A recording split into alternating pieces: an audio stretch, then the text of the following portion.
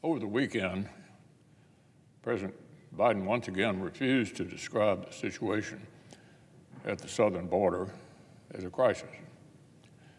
Apparently, according to the Commander-in-Chief, 10,000 illegal border crossings in a day and the busiest month and year on record at the border is somehow not a crisis. Needless to say, I'm glad that Senator Langford and our colleagues working on meaningful border security policy don't share that view. I'm glad that we may soon be able to address an urgent crisis with urgent action. Negotiators are making headway toward the most significant border enhancements in almost 30 years.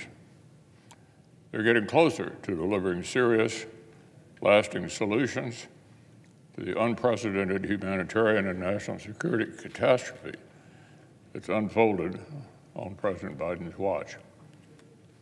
That's certainly good news. Of course, our colleagues' work is also the linchpin of our broader efforts to address the national security challenges we face around the world.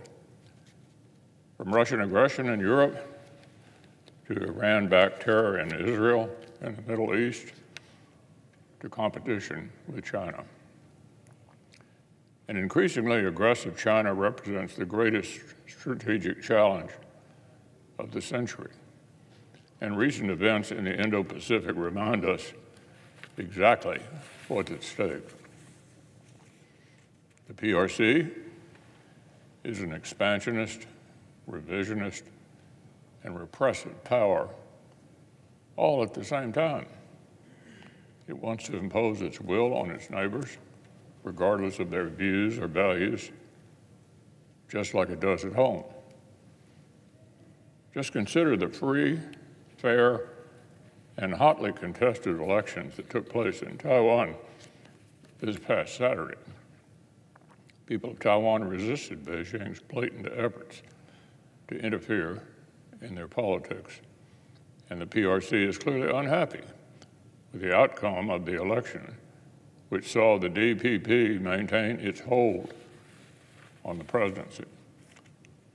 But it wasn't just the results of Taiwan's elections that the PRC views as a threat. It's also the basic process itself, the idea of self-determination, of citizens actually getting a choice, terrifies the leaders in Beijing. Of course, it's impossible to watch Taiwan's defiant self-expression without thinking how fragile this autonomy can be. Just remember how swiftly the PRC has acted to snuff out forces of democracy in Hong Kong. Right now, my old friend Jimmy Lai, prolific publisher and a proud Hong Konger, is on trial. He's facing the possibility of life in prison simply for committing the crime of journalism, of seeking to publish the truth at variance with the party's definition of it. See, the Chinese Communist Party doesn't just fear its own people, it fears the pursuit of truth. And on both counts, Beijing finds common cause with fellow authoritarians in Moscow, Tehran, and Pyongyang.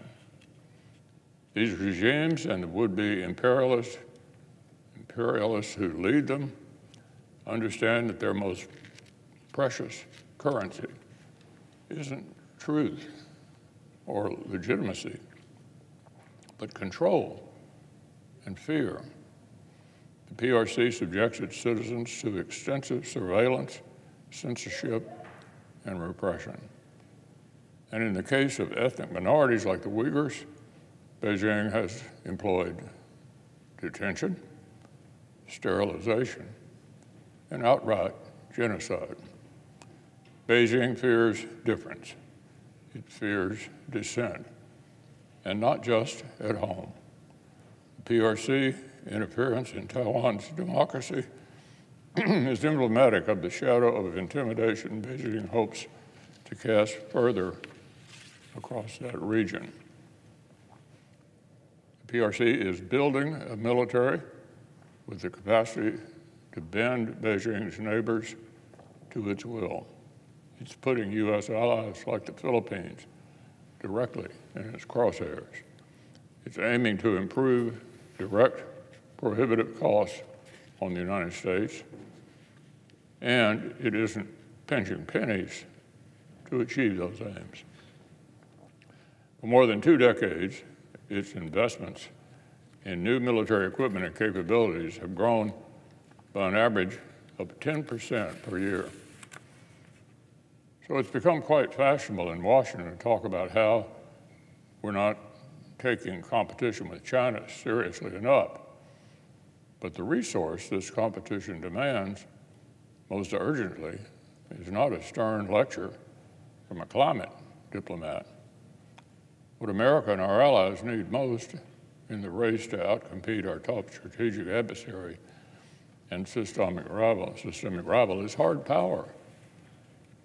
At its essence, winning the competition means credibly deterring Beijing's worst impulses, which for us means investing in American strength.